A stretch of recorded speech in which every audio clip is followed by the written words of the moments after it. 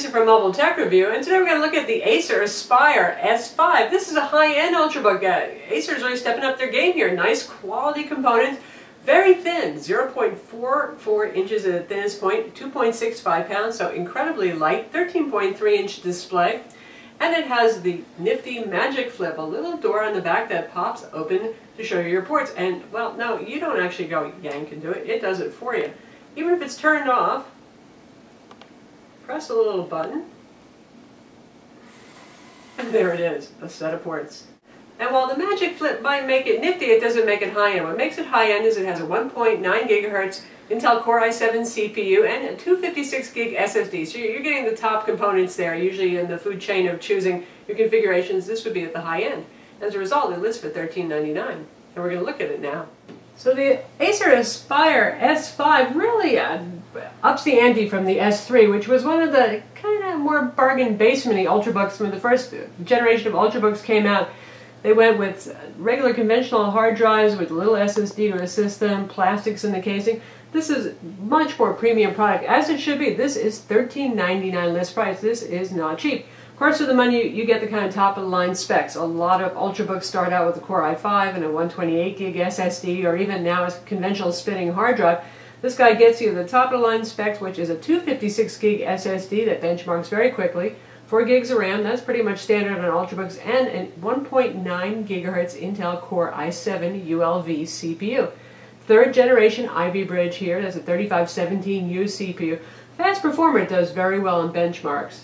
Also very, very nice looking. At its thickest point, it's only 0.59 inches, making it one of the thinnest Ultrabooks on the market. Thinnest point is 0.44 inches.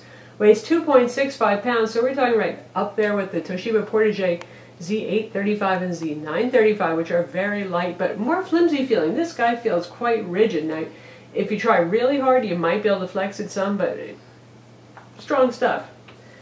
Very nice finish, kind of a brushed metal black finish here. Does pick up fingerprints. Ah, well, not too badly, but you're going to have to wipe it down once in a while. Nice little cutout here so you can actually grab it and open up without too much effort. Here's the bottom. And if you want to access the internals, you have to remove many very small Phillips head screws. That was about 8 or 10 of them.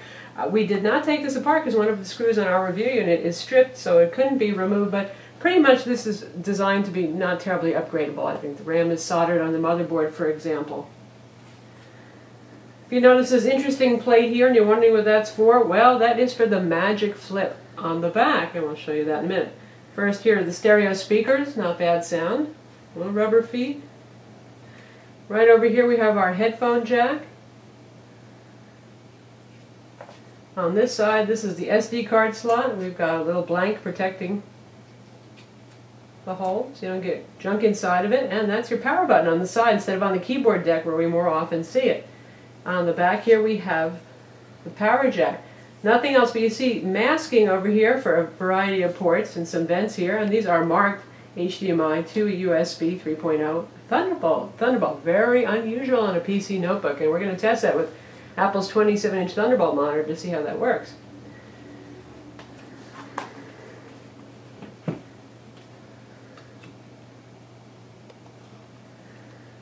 Just about instant resume times from sleep there. They claim 1.5 seconds. Certainly it's not taking any more than that, and if it's in deep sleep, they say it'll take 6 seconds. Also, they claim 80 days of standby. Kind of crazy, isn't it? Claim battery run times are a lot shorter, though, 6.5 hours, and so far in our tests we're doing about 5.5 hours, which isn't super stunning for an Ultrabook, but it's not too bad. But getting back to those ports on the back, there's a little button right here, which you might think was your power button at first, but it's not. This is the MagicFlip button. You press that and you're going to hear a motorized sound. You're going to notice this raise up just a little bit. And it's going to show us a mirroring of the ports that are on the back here. Cute little software trick. That does go away. Don't worry, you're not going to be staring at that forever. So what just happened is the so-called MagicFlip opened up, and you can see we've got a little bit of a wedge here, so it raises the typing height. And on the back, there are our ports. Again, 2 USB 3.0 ports, a full-size HDMI port, and our Thunderbolt port. Allows for a little bit added ventilation. There are little vents on the side. There's another additional vent here. I, however, find the fan noise is actually a little bit louder. I guess it changes the flow internally, so you will hear a little bit more fan noise. Now, this is a pretty neat parlor trick, isn't it? Even if it's turned off, you can operate that and open it or close it. And supposedly, it knows if something's plugged into the ports, which PCs do know if something's plugged into their ports, and it won't automatically close it when it shuts down if something's plugged into it or if it goes to sleep. If it does go to sleep or it is shut down, it will automatically eventually close this little door. I won't go so far as to say this is an answer to a problem nobody had because, well, you know how it is. You stick something in your bag, you travel around, before you know it, you've got lint, dust bunnies, other nasty things getting in your ports, so it's kind of nice to have a way of closing it. However, I think I'd be happy if it just had a kind of door that I myself operated without the motors. It seems like something that's just bound to have problems. Now, maybe it'll last forever, I don't know. It seems like a pretty strong motor. It's strong enough to lift up the laptop and defy gravity there, but, well, that is what it is. It's kind of neat looking at first anyway, that's for sure, and that is called the MagicFlip. You'll notice there is no built-in Ethernet port. That's still a relative rarity on Ultrabooks. We recently looked at the HP Envy Spectre XT. That's an exception. That has gigabit Ethernet. And the Toshiba Portage Z835 and Z935 have Ethernet, but other than that, you usually won't see it. If you get yourself a ZenBook Prime, you'll get a USB Ethernet adapter in the box. This does not come with one, but you can go buy one at an electronics store. It does come with an HDMI to VGA adapter for those of you who need VGA. That's in the box. And you get a Bluetooth mouse. Acer loves to include mice, so we got our 2 AA batteries in the bag here, and one shiny black Bluetooth mouse. And the machine comes with a compact charger made by Liteon, so that won't take up too much room or create too much weight in your bag. Rounding out the features, 1.3 megapixel webcam up here, and we have a 1366 by 768 glossy LED backlit display. That's pretty much standard resolution on Ultrabooks. Those of you who like high-res Ultrabooks, well, you're going to have to look elsewhere. It's not here. And viewing angles, not so good on this. I really wish Ultrabook manufacturers would start stepping up the quality of the panels. For these $1,000 and above machines, I expect something with really good viewing angles. So this is a typical, you got to tilt it forward, tilt it back to get the best contrast. Once you find the sweet spot, it's not bad. It's reasonably nice watching movies, but certainly nothing exceptional. And for $1,400, I'd like a little more exceptional. Beyond the display, though, everything else is, again, pretty much premium. Very nice keyboard. It's an Ultrabook. It's super thin. You're not going to have a lot of key travel here. Very nice to use. They even managed to stick in a teeny-weeny little embedded arrow pad over here. You've got your usual FN row up here. You will use the FN to use the alternate functions up here, like turning your wireless on and off. Those kind of controls, or using your brightness and volume controls, which are over here. No backlighting on the keyboard, though. Big bummer there. We have an Elan trackpad here. Now, sometimes Elan can be a little bit flaky, particularly when they appear on ASUS products, but this has actually worked quite well. It's large, it's roomy, it just has a little bit of texture, so it's not too slippery. Multi-fingered scrolling works just fine, so all in all, nice trackpad here. Okay, now we've got something really cool here. This is one of the few Windows PCs that actually has a Thunderbolt port, and we've got it plugged into the Apple 27-inch Thunderbolt display right here. You can see, looking beautiful, looking large, and it all just works just fine. We have it in extended mode, which means we can use both of these simultaneously, so we have Word document open on the notebook display, and we have a web browser open on the Thunderbolt display. So you can see we've got full control. It looks nice. It responds perfectly. We can do the shoot it out, make it big, close it up. It works. Nice. One thing that is noticeable, and you might even start to hear it in our video coming through to you, is the fan is kind of noisy. Looking at the CPU temperatures, using Core Temp to measure the CPUs, whenever it goes above about 45 degrees centigrade, it starts kicking those fans on. Now, maximum temperature is 105. Not that you ever want to see your CPU really getting that hot, and you'll see thermal throttling in most machines at 80 degrees centigrade and above. But that's maybe a little overzealous there for fan action, so it gets pretty noisy, and like I said, when the MagicFlip is deployed, it's actually a little bit noisier. For an Ultrabook, I found it kind of distracting. Now, if you're just doing MS Office work, you'll hear it cycling on and off. It'll be certainly audible, but not deafening. But if you're doing something like playing some streaming video on YouTube, especially something HD quality, it'll come on more often, and if you're playing games. And given the 1.9 gigahertz CPU here, and the relatively competent Intel HD 4000 graphics, you can do some gaming on this. Now, don't expect awesome performance in Crysis 2 or something like that, but if you want to play Batman Arkham City at native resolution at low settings, it'll work. In terms of synthetic benchmarks, it does very well. One of the quickest benchmarking Ultrabooks we've seen so far. 13,190 on PC Mark Vantage. Nice there. So you're getting some speed for your money. And on 3D Mark Vantage, which obviously measures 3D performance and gaming performance, 3,300 for the Intel HD 4000 with the ULV CPU. That's a very good number, and that's why you can do things like play Batman Arkham City on low settings at native resolution, and other games too, Left 4 Dead 2, that kind of thing. It's going to work just fine. You can see our Windows Experience Index here. 7.1 for the CPU, with 7.9 being the maximum for all these currently. 5.9 for RAM, which is what we often see on Ultrabooks. 5.9 for desktop graphics for Aero. 6.5 for 3D gaming graphics, and 7.9 for the SSD. Now the SSD is not volunteering information about itself in Device Manager, but it's a very fast SSD that benchmarked about as fast as we've seen among the fastest Ultrabooks, including the Asus ZenBook Prime UX31A with the faster ADATA SSD drive, so you're getting a fast SSD here.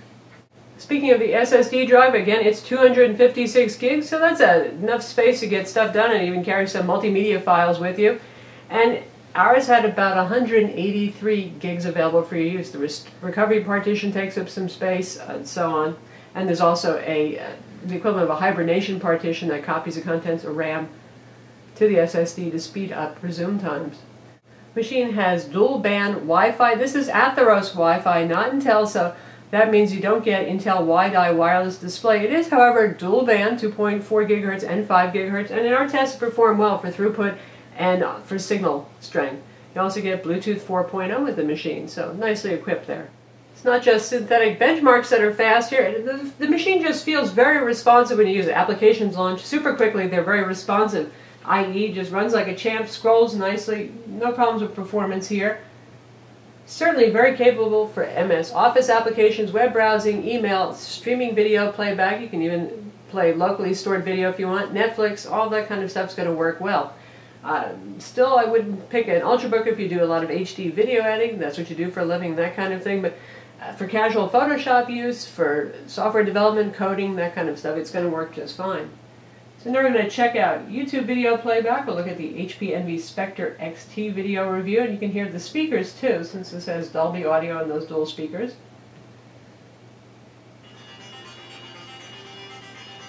We'll go up to 720p since that's highest the display supports.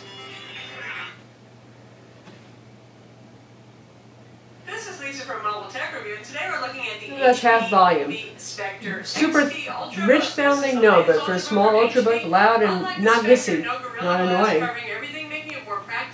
The video's playing back just fine. So certainly not bad if you want to sit down and watch a movie and you don't have the headphones handy. Sound out through the headphones is quite nice, however, and you can plug in external speakers if you want to, and combo headphone mic too if you want to use Skype. Text is very clear. I know I've given the display a hard time for its limited viewing angles, but really it's pretty good and sharp here for reading text. So as long as you find the sweet spot, it's good. Now, Ultrabooks usually have pretty light software loads. Number one, because their ULV CPUs are not quite as bright as full mobile CPUs, and because they have small SSDs. That didn't stop Acer from glomming a lot of stuff on here. I mean, Acer always has all their clear.phi utilities, their cloud syncing, their multimedia player, that kind of stuff. So that's always going to be there, and that is what it is. It works, it's fine. We've got other stuff too. We've got, my goodness, I feel like I'm going back about 6 years in time to Windows Vista bundles. We've got eBay shortcut icon right here. We have Netflix pre-installed. We have Skype pre-installed. And we've got it all on our desktop. Of course, there's actually more than what you see on the desktop. Here we had antivirus, McAfee, we had Norton Online Backup. Boy, just an awful lot of stuff here. You can happily remove whatever you want, obviously, but it's kind of nice if you don't have to. And wait, there's more. We have Foo's Kids. We have McAfee Anti-Theft. We have Acer's Crystal Eye Webcam Manager, which you actually don't need. That's just if you want to do cute tricks with your webcam. Bluetooth software suite, that's actually useful. We have Nook on here as well. And Evernote. So, I bet you could probably get yourself about 5 gigs back maybe if you uninstall this stuff that you're not going to be using. So that's the Acer Aspire V5, available now. Again, $13.99 list price. You might find it for a little bit cheaper on an online retailer or maybe even in a bricks and mortar store. Acer has done a nice job of picking up the quality. It's no more, well, it's cheaper, but it's plasticky, and there are these drawbacks. Everything here is really nice in terms of hardware. I love the design. It's very attractive looking. And, you know, even if the MagicFlip is a little bit of a gimmick, hey, it's kind of a cool gimmick, isn't it? And it keeps your ports protected. Decent, not great display on here, 13.3 inch, 1366 by 768 again. Nice keyboard, no backlighting, unfortunate. Good trackpad. Elegant looking and super duper portable, thin and light and solidly built. It's good stuff. I'm Lisa from Mobile Tech Review. Visit our website for the full review of the Acer Aspire S5 and don't forget to subscribe to our YouTube channel.